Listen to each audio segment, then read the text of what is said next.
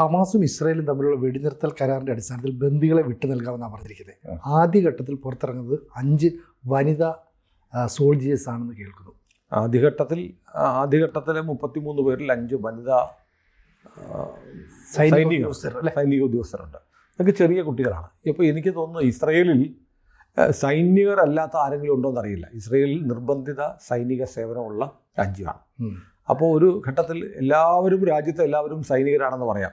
നിശ്ചിത വർഷം സൈന്യത്തിൽ ജോലി ചെയ്യണം, പുരുഷനായാലും സ്ത്രീയായാലും. അത് കഴിഞ്ഞിട്ട് വേണമെങ്കിൽ അവർക്ക് സിവിലിയൻ ലൈഫ് തുടരാം. അങ്ങനെ സൈന്യത്തിൽ ജോലി ചെയ്ത് കഴിഞ്ഞ ആളുകൾക്ക് വേണമെങ്കിൽ പൊതുസ്ഥലങ്ങളിൽ ആയുധം കൊണ്ട് നടക്കാൻ അനുവാദമുണ്ട്. പല വീഡിയോകളിലും കാണാം ഇസ്രായേലി യുവാക്കളും യുവതികളും ഒക്കെ യന്ത്രത്തോക്കുകളും തൂക്കി മാർക്കറ്റിൽ പോകുന്നതൊക്കെ. അപ്പോൾ അതിനകത്ത് ഇപ്പോൾ വന്നിരിക്കുന്ന 5 പെൺകുട്ടികൾ എല്ലാവർക്കും 18 വയസ്സൊക്കെ ഉള്ളപ്പോൾ പിടിച്ചുകൊണ്ട് പോയതാണ്. ഒക്ടോബർ 7 2023 ഒക്ടോബർ 7 ഹമാസ് ഭീകരർ അങ്ങോട്ട് അതിക്രമിച്ച് കയറിയപ്പോൾ കുഞ്ഞുങ്ങളെ വെറുതെ വിട്ടില്ല. നമ്മൾ കണ്ടല്ലോ, മുടിക്കുത്തിന് തൂക്കി പിടിച്ചിട്ട് കഴുത്ത് വെട്ടി.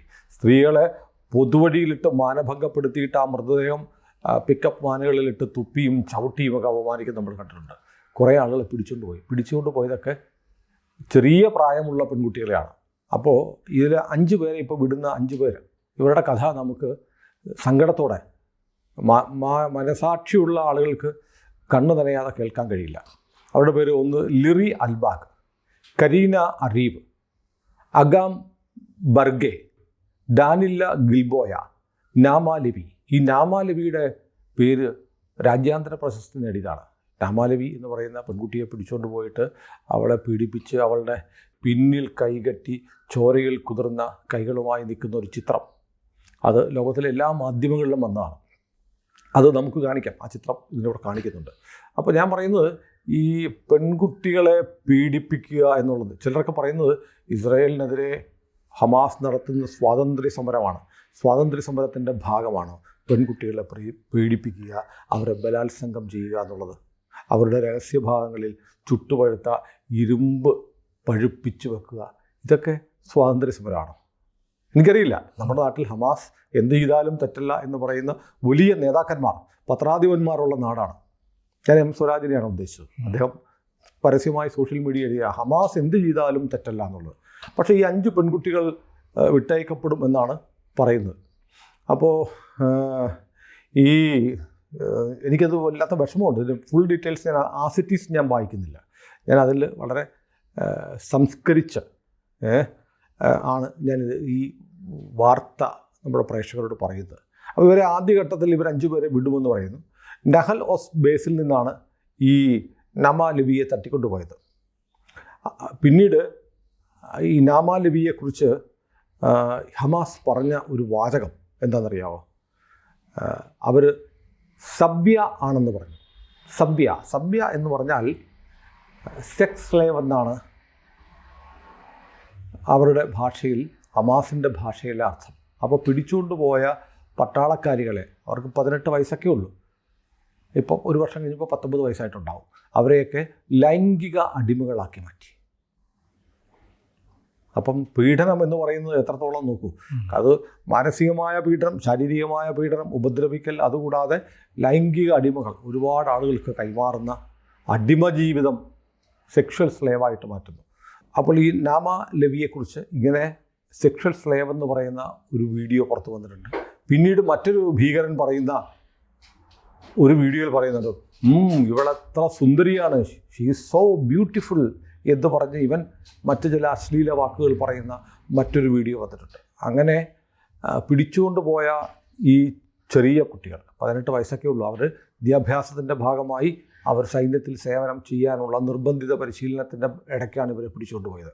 നമുക്ക് ഈ 5 പേരെക്കുറിച്ച് ഒന്ന് പരാമർശിച്ചു പോകാം. ഞാൻ അതിൻ്റെ വിശദാംശങ്ങളൊന്നും പറയില്ല, കാരണം നമ്മുടെ പ്രേക്ഷകർക്ക് അത് ബെയർ ചെയ്യാനുള്ള, സഹിക്കാനുള്ള മാനസികാവസ്ഥ ഉണ്ടാകത്തില്ല. കാരണം നമ്മുടെ പ്രേക്ഷകരാരും ഹമാസ് തീവ്രവാദികളല്ലല്ലോ, മനുഷ്യരാണല്ലോ. അതുകൊണ്ട് ലിറി അൽബാഗ് 18 വയസ്സുണ്ടായിരുന്നു. ലിറി അൽബാഗ് ഇസ്രയേലി സൈന്യത്തിൻ്റെ ഒബ്സർവറായിരുന്നു, നിരീക്ഷണം, വിവരങ്ങൾ കൊടുക്കുക, വേണ്ടി വന്ന നാട്ടിൽ നടക്കുന്ന കാര്യങ്ങൾ അപ്പോൾ അറിയിക്കുക എന്നുള്ള ജോലിയായിരുന്നു.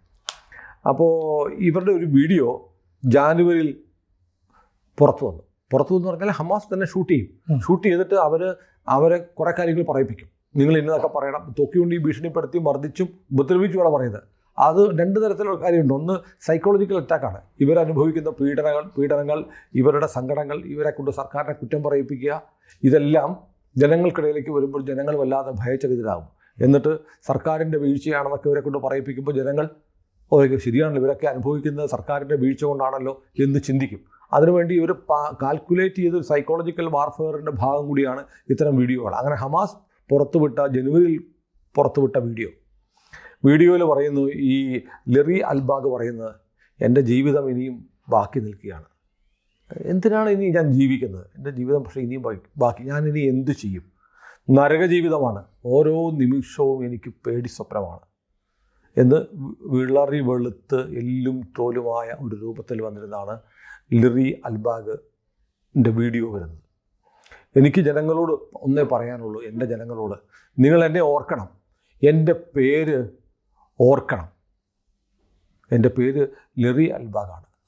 എല്ലാ ആശയം നഷ്ടപ്പെട്ടിട്ട് ഒരാളാണല്ലോ പറയുന്നത്, നിങ്ങൾ എൻ്റെ പേര് മറക്കരുത്, എൻ്റെ പേര് ലെറി അൽബാഗ്. എന്നിട്ട് ഈ കുട്ടിയെ കൊണ്ട് ഭീഷണിപ്പെടുത്തി പറയിപ്പിക്കുന്നു, ഇതെല്ലാം നമ്മുടെ സർക്കാരാണ് കാരണം, ഇതിനെല്ലാം കാരണം നമ്മുടെ സർക്കാരാണ് എന്നുകൂടി ഈ വീഡിയോയിൽ പറയിപ്പിക്കുന്നുണ്ട്. അപ്പോൾ അവിടെ നിന്ന് ഈ നേരത്തെ ബന്ദികളെ മോചിപ്പിച്ചപ്പോൾ ഒരു നോയ അർഗമനി എന്ന് പറയുന്ന ഒരു വനിതാ ബന്ദി രക്ഷപ്പെടുത്തിയിരുന്നു. അപ്പോൾ അവൾ പറയുന്നത് അൽബാഗ് ഒരു ഭൂഗർഭ അറയിലാണ് ഈ കുട്ടിയെ സൂക്ഷിച്ചിരിക്കുന്നത്. രണ്ടുപേരെയും എന്നെയും അവളെയും അവർ ലൈംഗിക അടിമകളായി വെച്ചിരിക്കുകയായിരുന്നു. കുടിക്കാൻ അല്പം ഭക്ഷണം തരും, കുടിക്കാനായിട്ട് തരുന്നത് ഉപ്പ് വെള്ളമാണ്, കഴിക്കാനോ ഒരല്പം ഏതാനും ഗ്രാം ഭക്ഷണം തരും. എന്നിട്ട് പറയും, നീ എന്നും ഇവിടെ കിടക്കത്തേ ഉള്ളൂ, നീ ഒരു പട്ടാളക്കാരിയല്ലേ, നിനക്ക് ജീവനോടെ ഇവിടുന്ന് പുറത്തു പോകാൻ പറ്റത്തില്ല എന്ന് പറഞ്ഞ് നിരന്തരം മെൻ്റൽ ടോർച്ചർ ചെയ്യുന്ന അർത്ഥം. അതാണ് അവിടെ നടന്നുകൊണ്ടിരിക്കുന്നതെന്നാണ് ഈ അൽബാദിൻ്റെ കൂടെ ഉണ്ടായിരുന്ന നോയ അർഗമാനി പിന്നീട് മാധ്യമങ്ങളോട് പറഞ്ഞത്. രണ്ടാമത്തെ വനിതാ സോൾജിയറുടെ പേര് കരീന അറീവ് എന്നാണ്. 2 തവണ ഇവർക്ക് ബന്ധുക്കളോട് സംസാരിക്കാൻ അവസരം കൊടുത്തിരുന്നു.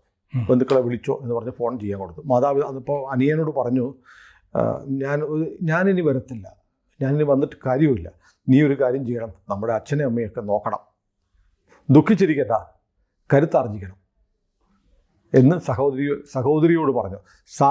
സാക്ഷ എന്നാണ് സഹോദരിയുടെ പേര്. സാക്ഷയാണ് പറഞ്ഞത്, അവൾ അങ്ങനെയാണ് പറഞ്ഞത്. 2 തവണ അവർ ഫോണിൽ വിളിക്കാൻ സംഭവിച്ചു. അത് ഒരു കരാറിൻ്റെ ഭാഗമായിട്ടാണ് ഫോണിൽ സംസാരിക്കുക. ഇത്ര ആളുകൾ ജീവിതോടെ ഉണ്ടോ എന്ന് അറിയുന്നതിൻ്റെ ഭാഗമായി ഫോണിൽ വിളിക്കാൻ സംസാരിച്ചു. ഞാനിനി വരില്ല, നീ എൻ്റെ മക്കളെ, എൻ്റെ അച്ഛനെയും അമ്മയും നീ നോക്കണമെന്ന് സാക്ഷ എന്ന് സഹോദരിയോട് പറഞ്ഞു. ഈ ജെറുസലേംകാരിയാണ് കരീന അറീവ്. നന്നായി പാട്ട് പാടും, നൃത്തം ചെയ്യും, പാചകം അവൾക്ക് ഭയങ്കര ഇഷ്ടമായിരുന്നു. അങ്ങനെ ക്രിയേറ്റീവ് റൈറ്റിംഗ് അതും ഹോബി ആയിരുന്ന ഒരു കുട്ടിയായിരുന്നു. അവളും ഈ പറഞ്ഞ പോലെ 19 വയസ്സിലാണ് സൈനിക സേവനത്തിനായിട്ട് ഇസ്രായേൽ ആർമിയിൽ ചേർന്നത്. ആഗാം ബർഗർ, ഹമാസ് ഈ ആഗാം ബർഗർ ഈ മ്യൂസിക്കൽ പരിപാടിക്ക് കൊണ്ടുപോയിട്ട് ആളെ കണ്ടില്ല. എവിടെ പോയി? കൂട്ടക്കൊലയാണല്ലോ, 1500ഓളം പേര് കൊല്ലപ്പെട്ടു. ആകെ കൂട്ടക്കുഴപ്പം ഒക്കെ ആയപ്പോൾ വീട്ടുകാർ ഇവളെ തപ്പി നടക്കുകയാണ്, എവിടെയാണെന്ന് അറിയില്ല. അപ്പോഴാണ് ഹമാസിൻ്റെ ടെലഗ്രാം ചാനലിൽ ഇവളെ പിടികൂടി കൊണ്ടുപോകുന്ന ദൃശ്യം വന്നത്. അപ്പോൾ ഇവരെ പിടികൂടി പോയി ഈ 5 പെൺകുട്ടികളെ ഒരുമിച്ച് കയറുകൊണ്ട് കെട്ടിയിട്ടിരിക്കുന്ന ഒരു ചിത്രം നമ്മുടെ കയ്യിലുണ്ട്. ആ ചിത്രം നമ്മളിപ്പോൾ ഇതിൻ്റെ കൂടെ കാണിക്കും. അപ്പോൾ അങ്ങനെയാണ് വീട്ടുകാർ ആഗാം ബർഗർ ഹമാസിൻ്റെ പിടിയിലായി എന്നറിയുന്നത്. അവളെ ആദ്യ ദിവസം മുതൽ തന്നെ അവർ ലൈംഗികമായി ഉപയോഗിച്ചു, ചൂഷണം ചെയ്തു എന്നാണ് പറയുന്നത്. സൈനികരോട് ചെയ്യുന്ന ക്രൂരകൃത്യങ്ങൾ പുറത്ത് പറയാനേ പറ്റില്ല. അത്തരം പൈശാചികമായ ക്രൂരകൃത്യങ്ങളാണ് ഈ പെൺകുട്ടിക്ക് നേരിടേണ്ടി വന്നത്. ഇവൾ നന്നായി വയലിൻ വായിക്കും, യാത്ര ഒരുപാട് ഇഷ്ടമായിരുന്ന കുട്ടിയായിരുന്നു. ഡിസബിലിറ്റീസ് ഉള്ള കുട്ടികളില്ലേ, അംഗവൈകല്യമൊക്കെ ഉള്ള ദിവ്യാംഗൻ എന്നൊക്കെ നമ്മൾ പറയുന്ന കുഞ്ഞുങ്ങളെ പരിചരിക്കുന്നതിൽ പ്രത്യേക താല്പര്യം ഉണ്ടായിരുന്ന, ആ മേഖലയിൽ ഒരു വോളണ്ടിയറായിട്ട് സ്വയം രജിസ്റ്റർ ചെയ്തിരുന്ന ഒരു കുട്ടി കൂടിയായിരുന്നു. അവൾക്ക് ഒരു നിശ്ചിത കാലയളവിലെ സൈനിക സേവനം കഴിഞ്ഞാൽ പിന്നീട് പൂർണ്ണസമയം ഇത്തരം ചാരിറ്റി ജീവകാരുണ്യ പ്രവർത്തനങ്ങളിൽ പങ്കെടുക്കണമെന്ന് ആഗ്രഹിച്ചിരുന്ന ആളായിരുന്നു ആഗാം ബർഗർ. മറ്റൊന്ന് അടുത്തത് ഡാനിയല്ല ഹിൽബോയ, 20 വയസ്സുണ്ട് ഇപ്പോൾ, 19 വയസ്സിൽ പിടിച്ചുകൊണ്ട് പോയാണ്. ഡാനിയല്ലയുടെ ഒരുപാട് വീഡിയോകൾ അവർ പുറത്തു വിട്ടു. വന്നിട്ട് ഡാനിയല്ല ആ വീഡിയോ പറയുന്നത്, ഞാൻ ഒരിക്കലും തിരിച്ചു വരില്ല, ഞാൻ 24 മണിക്കൂറും ബോംബുകൾ വീഴുന്നതിൻ്റെ നടുക്കാണ്, ചിലപ്പോൾ നമ്മുടെ തന്നെ ഒരു ബോംബ് വീണ് ഞാൻ മരിച്ചേക്കാം, ഈ ബോംബുകൾ എന്നെ കൊല്ലും. അതൊരുപക്ഷെ അവളെ കൊണ്ട് പറയിപ്പിച്ചതായിരിക്കാം. കാരണം നിരന്തരം ഇസ്രായേൽ നടത്തുന്ന ബോംബാക്രമണം നിർത്തിക്കാൻ വേണ്ടിയിട്ട് ഹമാസ് ഭീഷണിപ്പെടുത്തി പറയിപ്പിക്കുന്നതായിരിക്കും. ഞാൻ ബോംബുകളുടെ നടുവിലാണ്, നിർത്തിക്കണം എന്നുള്ള ജനവികാരം ഉണ്ടോ, എന്നെ തന്നെ ഈ ബോംബുകൾ കൊല്ലും, എന്നെ എൻ്റെ വീട്ടിലെ കിടക്കയിൽ നിന്നാണ് ഒക്ടോബർ 7 പിടിച്ചുകൊണ്ട് പോയത്. ഞാൻ വീട്ടിൽ കിടന്ന് ഉറങ്ങുകയായിരുന്നു, എൻ്റെ വീട്ടിലെ കിടക്കയിൽ നിന്നാണ് പിടിച്ചുകൊണ്ട് പോയത്. എവിടെയായിരുന്നു? ഇപ്പോൾ ഈ ബോംബിടുന്ന ഇസ്രായേൽ പട്ടാളക്കാരെ എന്നെ എൻ്റെ വീട്ടിലെ കിടക്കയിൽ നിന്ന് ഈ ഭീകരർ പിടിച്ചുകൊണ്ട് പോകുമ്പോൾ നിങ്ങൾ എവിടെയായിരുന്നു? ഒരു സൈനിക എന്ന നിലയിൽ ഞാൻ എൻ്റെ പരമാവധി സേവനം എൻ്റെ രാജ്യത്തിന് നൽകി, പക്ഷേ എന്നെ നിങ്ങൾ ഉപേക്ഷിച്ചോ? ഇതാണ് ഹിൽബോയയുടെ ഒരു വീഡിയോയിൽ ചോദിക്കുന്നത്. അങ്ങനെ അവൾക്ക് ഒരു ബോയ് ഫ്രണ്ട് ഉണ്ട്. ബോയ് ഫ്രണ്ടിൻ്റെ അച്ഛൻ മാധ്യമങ്ങളോട് പറഞ്ഞു, എൻ്റെ മകൻ അവളോട് പറഞ്ഞു, എനിക്കവളെ വേണം, അവളെ തിരിച്ചു കിട്ടിയാൽ ഉടൻ എനിക്ക് വേണം. ഞാൻ ഇപ്പോൾ ആകാശത്തേക്ക് നോക്കി നിലാവിനെയും ചന്ദ്രനെയും നോക്കി ഞാൻ മുട്ടുകുത്തി അവളെ പ്രപ്പോസ് ചെയ്യുകയാണ്. അവൾ പുറത്ത് വന്നാലുടൻ അവൾ ഏതവസ്ഥയിലാണെങ്കിലും വിവാഹം ചെയ്യാൻ തയ്യാറാണ് എന്നെൻ്റെ മകൻ പറയുന്നു എന്ന് ഇവളുടെ ബോയ് ഫ്രണ്ടിൻ്റെ അച്ഛൻ പറഞ്ഞതായിട്ട് ഇസ്രയേലി മാധ്യമങ്ങൾ പറയുന്നു. അടുത്തത് നമ്മൾ ആദ്യം പറഞ്ഞ നാമ ലെവിയാണ്. അന്താരാഷ്ട്ര ശ്രദ്ധ പറ്റിയിരുന്നു നാമ ലെവി. ആ ചിത്രമില്ലേ, കയ്യിലൊക്കെ ചോര പുരണ്ട് നിൽക്കുന്ന ചിത്രം. ആദ്യത്തെ ഒരു 30 ദിവസം നാമ ലെവിയെ പ്രത്യേകിച്ച് ലൈംഗികമായ പീഡനങ്ങൾക്കൊന്നും ഇരയായില്ല എന്ന് പറയുന്നത്. കാരണം അവർക്ക് മാരകമായി മുറിവ് പറ്റിയിരുന്നു. പക്ഷേ അതിനുശേഷം അവൾക്ക് എന്ത് സംഭവിച്ചു എന്നതിനെക്കുറിച്ച് ഇപ്പോഴും ദുരൂഹമാണ്. പക്ഷെ അവളും സെക്ഷൽ സ്ലേവായിട്ട് മാറിയിരിക്കുന്നു എന്നാണ് അറിയുന്നത്. അമിത് ലെവി എന്ന് പറയുന്ന അവളുടെ സഹോദരനുണ്ട്. സഹോദരൻ പറയുന്നതിൻ്റെ അവൻ്റെ പ്രാർത്ഥന ഇങ്ങനെയാണ്, എൻ്റെ കുഞ്ഞിനെ എത്തിക്കുക, അങ്ങനെയൊന്നും പറ്റി കാണത്തില്ല, അവൾ വരും, അവൾ പഴയ പോലെ തന്നെ തിരിച്ചു വരും എന്ന് പറയുന്നു. ഈ നാമ ലെവി UN-ൻ്റെയും ഐക്യരാഷ്ട്രസഭയുടെയും സേനയുടെയും റെഡ് ക്രോസിൻ്റെയും വോളണ്ടിയർ ആയിരുന്നു. അവൾക്ക് പലസ്തീനിൽ ഒരുപാട് കൂട്ടുകാരുണ്ടായിരുന്നു. ഈ ഹമാസ് പലസ്തീനികൾക്ക് വേണ്ടി പൊരുന്നല്ലേ പറഞ്ഞത്. അവരെ സഹായിക്കാൻ വേണ്ടി UN-ന് വേണ്ടിയും റെഡ് ക്രോസിന് വേണ്ടിയും കൂടെ പ്രവർത്തിച്ചിരുന്ന വോളണ്ടിയർ കൂടിയായിരുന്നു നാമ ലെവി.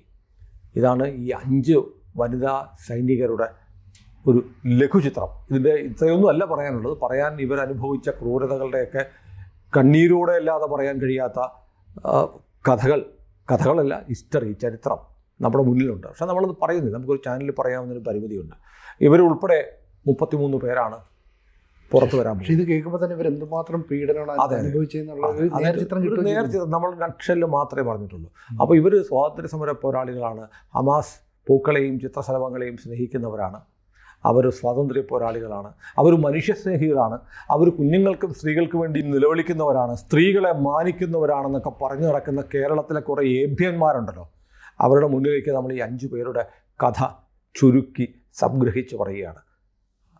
അവർ എത്രയും പെട്ടെന്ന് പുറത്തു വരട്ടെ. അവിടെ നരകയാതന അനുഭവിക്കുന്ന നമ്മൾ ഒരു ബേബിയുടെ കാര്യം പറഞ്ഞല്ലേ, ഒരു കുട്ടി, ഇന്നലത്തെ ഒരു വീഡിയോ നമ്മൾ പറഞ്ഞു, അമ്മയും 2 മക്കളും, കുഞ്ഞാണ്, കൈക്കുഞ്ഞുമായിട്ട് അവിടെ കഴിയുകയാണ്. അവരൊക്കെ ഇപ്പോൾ പുറത്തു വരാൻ പോവാണ്. പുറത്തു വരട്ടെ, എത്രയും പെട്ടെന്ന് അവർ പുറത്തു വരട്ടെ. ഇത്രയും ഈ ഭീകരന്മാരുടെ കയ്യിൽ നിന്ന് ഒരു ദിവസം മുമ്പ് അവർക്ക് ശുദ്ധവായു ശ്വസിച്ച് സ്വാതന്ത്ര്യത്തിലേക്ക് തലയുയർത്തിപ്പിടിച്ച് നടക്കാൻ കഴിയട്ടെ എന്ന് നമുക്ക് പ്രാർത്ഥിക്കാം. കൂടുതൽ വാർത്തകളും വിശേഷങ്ങളും നിങ്ങളിലേക്ക് എത്താൻ ABC മലയാളം സബ്സ്ക്രൈബ് ചെയ്യുക, ബെൽ ബട്ടണും അമർത്തുക.